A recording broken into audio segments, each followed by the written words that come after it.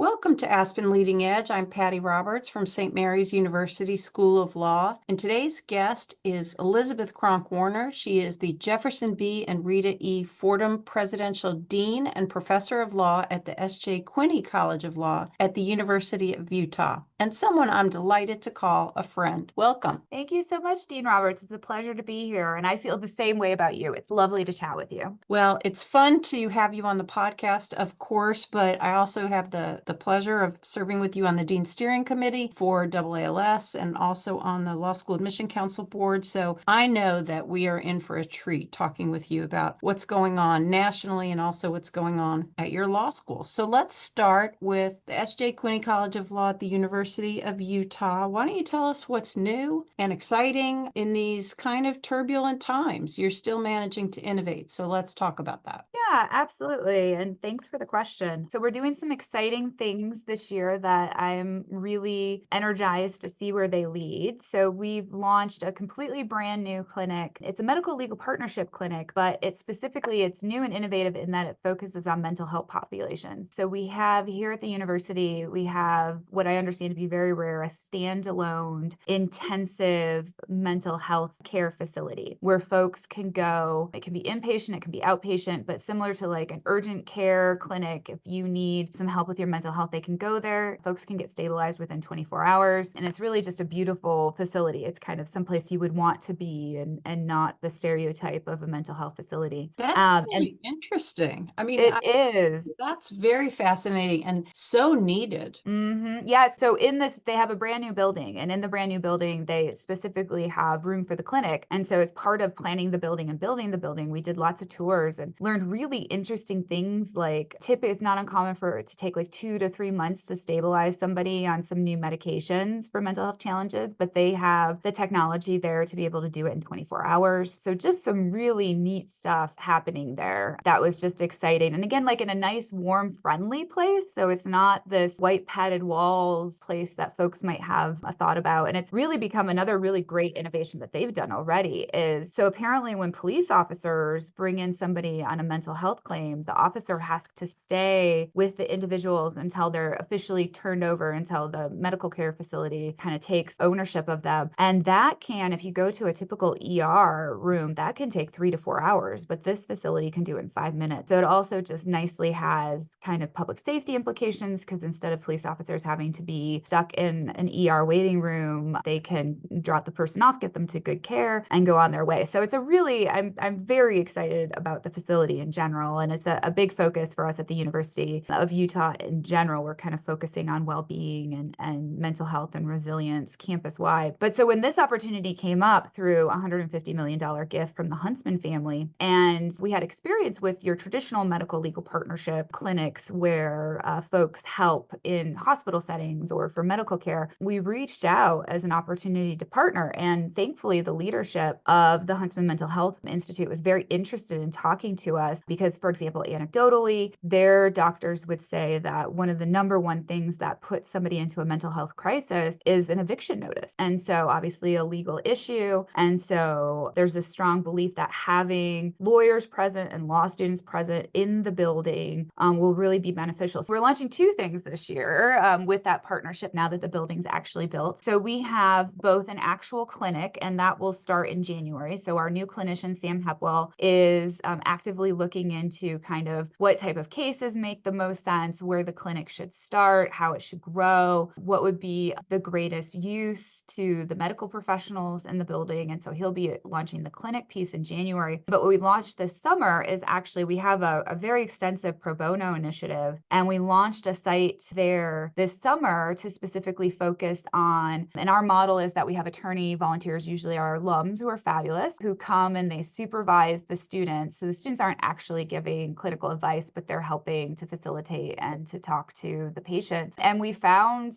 just already in the summer, we've been there twice now, that there is definitely a need. And a lot of times, either a legal issue has caused somebody to kind of go into mental health crisis, or they have legal issues that arise, whether it's the need to appeal for benefits, the need to set up guardians, custody for children, those types of things. And so we found that there is indeed a need. So I'm really excited that we're launching that this year. It's going to be fun and innovative. And then the other thing that we're launching this year, as of Monday, we're going to have undergraduate students in the building. Woo! Yeah, so we have 100 undergraduate students who are starting with us on Monday in our introduction to what is currently a minor, but we hope will be approved very shortly for a major as well in legal studies. And we're really excited about it for a couple of reasons. Plus, first they're just going to bring a lot of energy. So I'm excited to see what the building is going to feel like on Monday. I think that'll be great. But also it's a way of kind of expanding this discussion of democracy and the rule of law and civil society to folks beyond our graduate degrees and our LLM and the JD and the MLS, which we already had. And then hopefully where I'm hoping that there could be real innovation is the state of Utah has something we fondly call the regulatory sandbox, where in Utah you can get permission to do certain types of legal work without having a JD. And so we're really interested in, with this new bachelor's program, working with the regulatory sandbox, working with the bar here in Utah to see what are the access to justice gaps. So for example, in Utah, we literally have a county with no attorney, no known attorney practicing there. And we have rather substantial gaps because a lot of our population is located around Salt Lake City and what we call the Wasatch Front here in the northern part of the state. And so really thinking about, is there a way that through this bachelor's program, we can start to close some of those gaps? Maybe it is that graduates of our bachelor program could do a simple will, or maybe they could do temporary restraining order, something along those lines. Work that's not currently being done by attorneys, those folks with JDs, but work that really need to be done to help the state. So I'm excited to see where that goes as well. So lots of interesting things happening in Utah for sure. Well, I should say so. That is incredible. Either of those things would be incredible, but to do both of them in the same academic year or kick them off. What year is this of your deaning? This is my 7th year. 7th year. Wow. And still innovating like crazy. I love it. I wonder, that $150 million gift from the Huntsman family for this incredible mental health institute. I just wonder, what's the backstory there? What is it that inspired them to create such an just priceless resource for the state of Utah and for your university? Yeah, and thanks for asking that, because they've really been a very generous family in terms of supporting the University of Utah and supporting higher education and health. So I've really appreciated their contributions. So John Sr. Huntsman and his wife did a lot in the field of cancer. So they helped to set up a really phenomenal cancer institute here on campus that we've had for many years now, and has just done path-breaking work in terms of cancer. And so towards the end of his life, he was really challenging his children, the next generation, to think about where would there be an opportunity, where was their cancer, where was their opportunity to really make a big mark and make a difference in society, because he strongly believed that they had an important role to play in society and to making their difference. And so as I understand it, talking to his children, they had a sibling who did have mental health challenges and ultimately committed suicide. And of course, that was very impactful on the family. But starting to think through where this next generation, the children, could make their mark, it quickly became obvious to them that mental health was not just something that's near and dear to their family, but something that was and is challenging modern society. And so that's why the children picked mental health as an area to really focus and hopefully to grow some new resources and ideas. So I'm very thankful to them. How very wonderful they were able to turn that tragedy into something so positive for society. Mental health resources are terrible nationally, as you know. They're hard to get into. There are just so many challenges, and the families themselves are at a loss oftentimes on how to help their family member. So this will provide some much needed resources, and good for the Huntsman family for recognizing this and sharing their wealth this way. The bachelor's degree. So the students who start, what year will they be in college? Are they going to be freshmen? So the 100 students are in the 1,000. So at Utah, it goes 1,000, 2,000, 3,000, 4,000. The 1,000 level students are predominantly freshmen, although we do have some sophomores and juniors who will be joining us as well. And it's really set up so that they can take one of these classes every year. And then the 4,000 level class, which they would take they could get to it as a junior, but either as a junior or as a senior, is really a capstone class that asks them to kind of tie together everything that they've learned. And what I'm excited about with the program is we've done it as a truly interdisciplinary program, in the sense of the law school has the 4 core classes that they have to take. We're offering some additional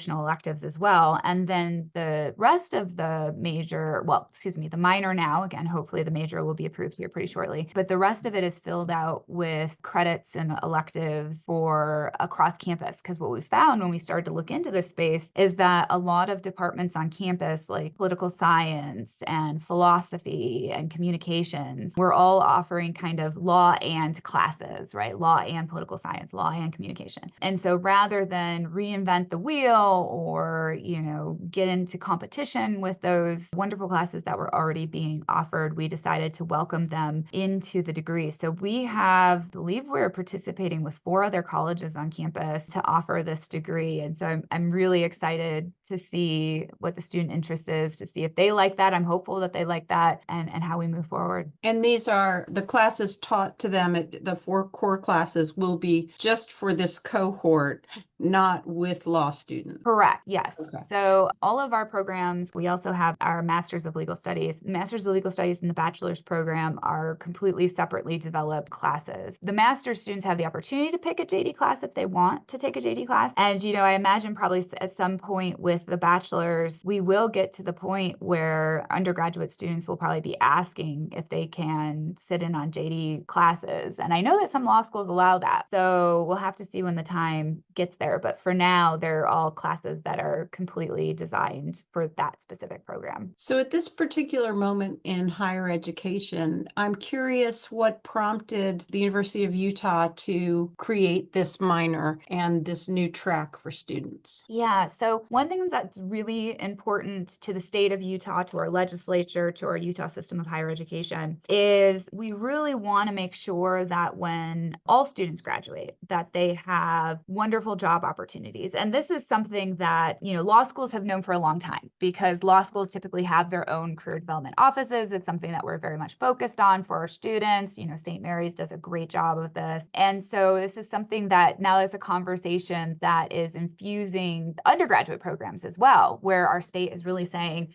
we provide substantial support to you. And so we want to make sure that when students are graduating, they're getting jobs, and they're getting jobs that have a better return on investment than having not gone to college. So they want to make sure that students who go to the University of Utah are really investing their money wisely. And so, for example, as a university, we've set the undergraduate average pay to be $60,000. So we want to see when our undergraduates are graduating that on average across campus, the starting salary is about $60,000. So coming from that place of really looking at where is there a need for workforce development, where is there a need for more jobs and opportunity, law became a natural fit. As you know, there's a $4 billion access to justice gap in the United States between legal services currently being offered and what is believed to be legal services that are needed. And so since we do have this regulatory sandbox and kind of this unique area to innovate in, we thought that this would be an area that students would really enjoy. And then also just from kind of a doctrinal and pedagogical perspective, it's really a nice opportunity to have a bigger impact. I mean, our JD program is compared to other programs on campus relatively small, and we're only graduating about 150 graduate students a year. So the ability to bring in and we're really hopeful that this program will grow to hundreds of students and have that impact and have those really important conversations that are so key to society now, access to justice, rule of law, what it means to be living in a democracy. I'm really excited to have the opportunity to talk about that with our undergraduate students. And they're so thirsty for that kind of information, and it's so necessary that the future leaders of our country understand the rule of law and democracy. Well, that is super exciting, and thank you for catching us up on the things that are happening at S.J. Quinney College of Law. The next thing I wanted to talk about is some of your work at the national level. You are chair of the Dean Steering Committee, which is made up of about 20 of us, or 10% of the deans across the country, and falls under the Association of American Law Schools. And as a result of that, you are front and center on so many of the issues that we are facing at law schools, not just law schools, but we're going to talk about law schools. So we've got the cost issue of legal education, the new challenges in financing those legal education. Should the ABA be an accreditor? People are starting to ask that question. Who thought that was ever going to come up? And then, of course, the CLEAR committee of the chiefs of the state Supreme Courts that just finished 18 months of studying how we can have more practice-ready lawyers and address the access to justice gap you mentioned, which is so significant. So, in 15 minutes, why don't you just summarize all that stuff that's happening, Elizabeth? Yeah, I mean, and I appreciate that. And as you mentioned, I'm so thankful I have the opportunity to serve with you on the Dean Steering Committee for the ALS and then also the board for LSAC. And so I'm really happy that I get to benefit from your wonderful wisdom. And I know that you could definitely give us great thoughts on these topics as well. I mean, it is such an interesting time in legal education because so many, as you kind of hinted at in the way that you asked that question, so many of what I call the sacred cows of legal education are really kind of up for discussion and potential slaughter in a way that I would not have anticipated all of them kind of being on the table at the same time during my deanship. So I like to say, and I know you and I have chatted about, there's never a dull day as a dean because you never know what's going to come in the door. That's right. We never know what's on our dean's bingo card, right? Yes, exactly. And some things that you didn't think were going to be on are on, and then some things that you thought were on or off. So it keeps things interesting. You really did a nice job of teeing that up. I think there's the issue of cost, which of course is going to impact all of our students. There's the issue of accreditation, which I think does have the possibility of having huge impact on our students and our graduates and the profession. And then there's also this kind of emergence of the CLEAR committee. So happy to talk about each of those in turn. So obviously this summer, big impact on financing of professional graduate programs. So it's not just us. This is also having a big impact on medical schools as well. But what we saw with the passage of the big beautiful bill is a cap on lending, federal lending for graduate professional programs at $200,000. And while that certainly sounds like a lot, it's really easy for a law student to quickly approach that amount of money, which goes into another topic that you mentioned of the overall cost of legal education. So we've seen an increase in the cost of legal education in the past couple of years because, for one of my largest costs, 91% of my budget is my payroll. And so, for example, as the private market for law has increased their costs, I've had to increase my salaries for faculty. So we've seen, because of other factors, similarly here in Salt Lake City, we've seen a big increase in living costs. And so that's another reason why I've had to increase salaries across the board, both for faculty and staff. So admittedly, the cost of legal education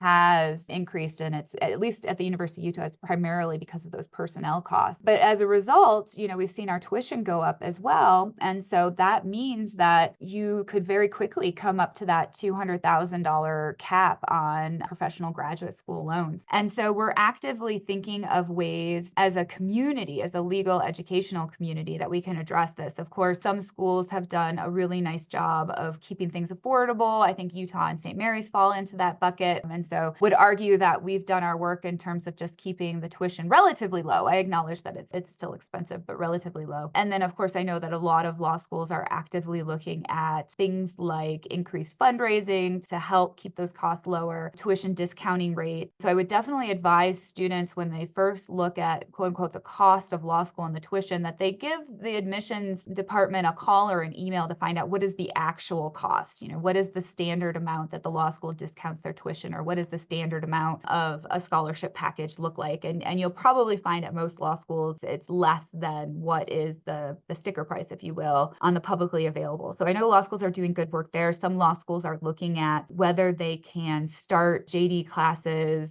this upcoming summer before the big beautiful bill comes into play. So we've found out, for example, if we have students taking 5 credit before the application, they can kind of be grandfathered under the old system and won't have those caps applicable to them. So I really appreciate kind of the innovation that I know each individual law school is doing. And then as a collective, through the Dean Steering Committee and other organizations within legal education, we've been actively talking about where we can collaborate. So for example, Access Lect really out of the gate has been a leader in this area in terms of providing information, in terms of providing resources, really did a lovely job this summer of reaching out to the deans and keeping us educated as the big beautiful bill was being debated and changes were being proposed. So they've become a really wonderful resource. And so the steering committee has definitely put thoughts into where there's opportunity to collaborate with them and others in the field too. I know, for example, LSAC is very interested in seeing what role it can play in helping students finance their legal education. And then there's also been conversations about whether, of course, the big attractiveness to the federal loan program is one that rates are relatively low to the private market, and also that folks perhaps without good, quote unquote, good credit can get those relatively low rates. And something that we've actively talked about on the Dean Steering Committee is whether, as a profession, as legal educators, we could perhaps negotiate better rate for all students so that,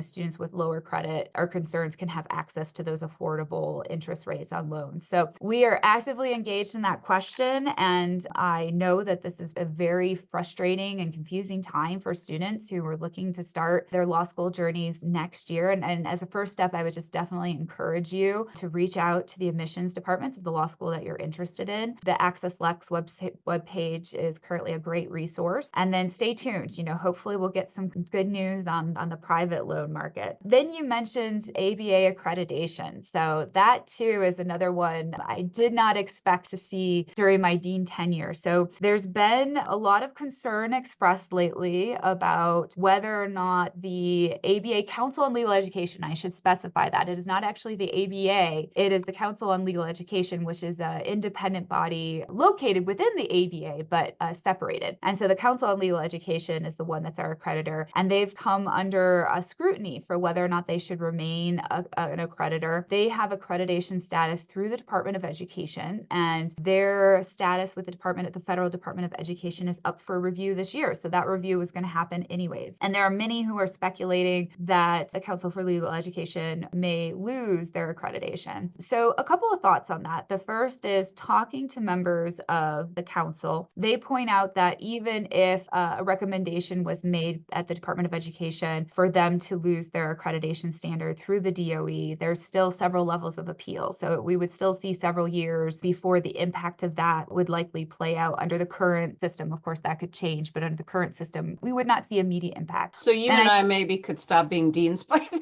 Yes.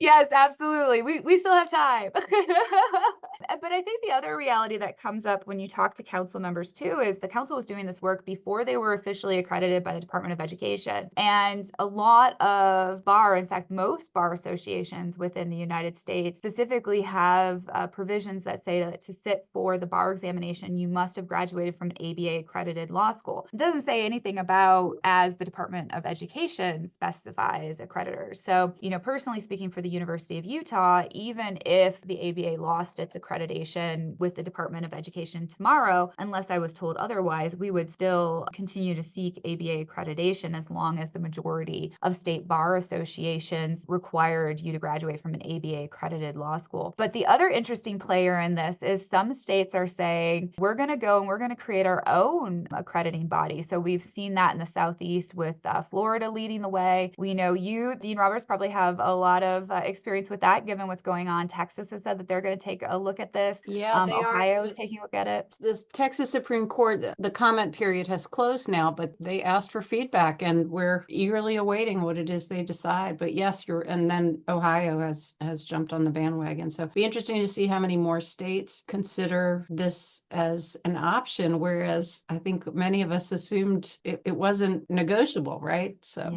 yeah, exactly. So it'll be interesting to see how that plays out. Right now, I would be sad if we moved away from Council of Legal Education accreditation, because I do think that many of the standards do a nice job of really being student focused and requiring law schools do certain things to support their students. So for example, bar passage, the ABA Council actively looks at bar passage. And I really do think that that's an issue that's important for students, because most of my students, I'm sure the same is true for you at St. Mary's, when they come to law school, they want to be a practicing attorney. And so they want to pass the bar exam. And so outcomes matter, and the council makes sure that we meet the outcomes. Yeah.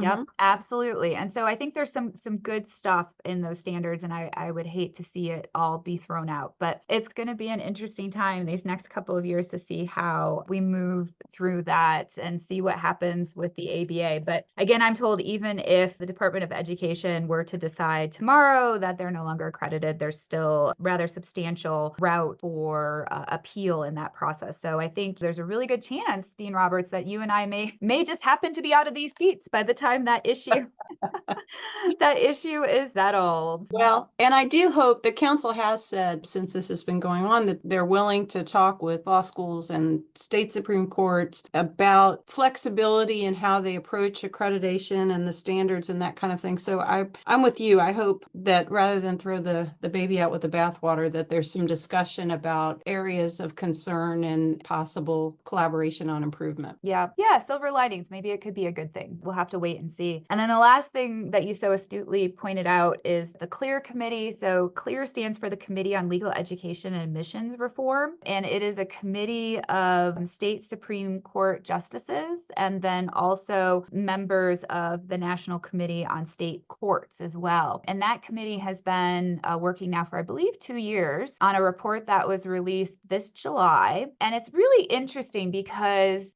state courts, the state Supreme Courts, have a big role to play in legal education in the sense of, as we were just talking with ABA accreditation, the state Supreme Courts for most states are the ones who determine what criteria are necessary for licensure. And so they do play a very important role, even though they're not technically doing the legal education piece. And there's been a lot of concern that we've heard, and you, Dean Roberts, and myself, we've certainly met with justices and have heard these concerns about the access to justice gap that we talked about earlier, about the lack of attorney representation, especially in civil matters where over 90% of civil individuals participate in matters without representation. And so we really hear our state Supreme Court justices saying, we haven't been as active in the past as maybe we should be, but we're here now and we actively want to work with other educators in this field. So it's really kind of a cradle to grave, if you will, in the sense of really thinking through as a profession what we need to be doing. So as law schools, what law schools need to do to really make sure that we're graduating competent graduates. And what does that mean? And practice ready is a term that we use quite a lot. What does it mean to graduate from a law school practice ready? I think right now that has been largely left to the individual law schools to define. And so depending on what type of law school you are talking to, you're going to get a different answer to that question. And so we're starting to see state Supreme Court justices and courts saying, we'd really like to have a seat at this table since ultimately these folks are going to be in our courtrooms. And so we want to have kind of some input into what means to be practice ready. And then also thinking ahead, the CLEAR committee has been inclusive of state bar associations, mentoring associations, kind of thinking through, obviously law schools can't do everything. We only have students for 3 years. So where does it make sense for state bar associations and mentoring attorneys to take over and get that information and that educational experience for our graduate that they need to really be a key partner? And so on July 30th, the CLEAR committee released its report. You can find, if you're interested, you can find the report at ncsc.org.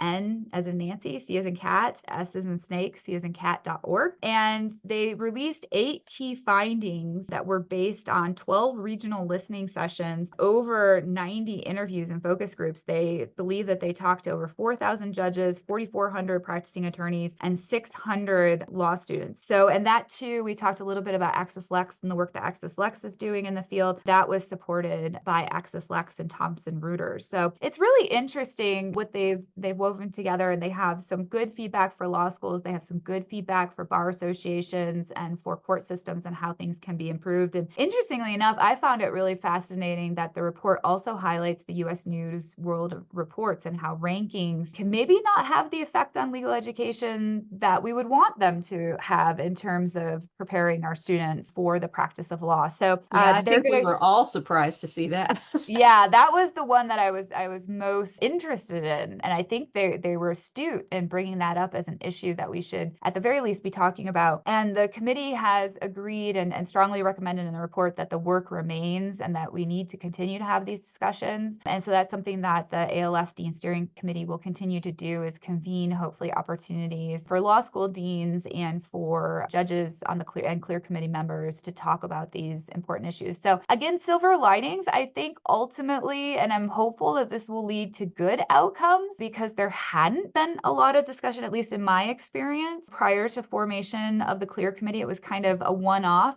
as a law school dean, maybe you had a good relationship with your state Supreme Court, maybe you didn't. For those of us in states with fewer law schools, we had perhaps more access than for states that have a lot of law schools. And so this is hopefully kind of equally equalizing the playing field in that regard. And hopefully it will lead to better legal education. But I firmly believe, Dean Roberts, that you and I in the next couple of years are going to see some changes to the way that we do things because of these pressures. And so it is a very interesting time to be in legal education. It really is. I too am optimistic post Clear report because now that dialogue has been established and we can do much more with the collaboration between the courts and the law schools than we can do in isolation. So that's an opportunity that came out with what might have seemed like early chaos. So that's exciting. I want to say you exceeded all my expectations in your succinct yet thorough description of the exciting things that are happening in legal education right now. I mean, you covered them all brilliantly. So thank you for that. And before we conclude, I'm going to ask you what I ask all my guests. And I know that now, because of how much has happened just in the last 10 months, the next 10 years seems like a dramatic period to consider. But where do you think we all end up a decade from now when your son is in higher education and maybe we are or are not deaning, but a decade from now, things are likely to change as a result of this and other things. So what do you think is going to be most notable in those changes in legal education? Yeah, thank you for that question. I think the easiest way for me to answer is to say what it's not going to be, because I think what we're fundamentally going to have to see is law schools become more nimble. I think for decades, legal education pretty much looked the same, maybe a couple of innovations here and there, but for decades, we really saw it being offered in the same way. And that is no longer the case. One thing we didn't have a chance to talk about, but is definitely going to affect us is AI, how we're seeing AI impact the practice of law and preparing our students to be knowledgeable in AI when they practice law. That's going to impact how we teach. I think increasingly we're seeing a push for more experiential education rather than what was my experience when I went to law school 25 years ago of, you sat in a room with 100 other people and the professor lectured at you for an hour, maybe asked you really intimidating, scary questions, but that's kind of just how it had always been in law school. So I think what this next 10 years is going to be defined by is change and innovation and nimbleness. And I think at the end of the day, I'm really hopeful that we will come out at a better place. I think we do a great job today. I think we do programs that legal education offer today are better than what I experienced 25 years ago, but I think we can do an even better job. And it's really pushing us to think through and to really question things that we held sacred. Like, are they really, do they really need to have that place of immutable characteristics, or is there places where we can be nimble and think more cohesively? So I'm excited. I desperately hope I am not still dean in a decade, but because it'll be time for new leadership and new ideas. But I'm excited to see what the next 10 years bring. Well, you've accomplished so much in 7 years. I think Utah probably hopes you are still there then. But thank you so much for sharing your thoughts about the future of legal education, what's been going on at S.J. Quinney College of Law. I look forward to having you back on the podcast to hear more about the mental health MLP implementation once you've done that, because I think that could really be an outstanding model for us nationally. So thank you. And if there is anybody out there who would like to listen to additional thought leaders, in addition to Dean Kronk Warner, you can find our podcasts on any of your favorite podcast channels. This is Aspen Leading Edge. And thank you again, Dean Kronk Warner. Great. Thank you so much, Dean Roberts. It was a pleasure.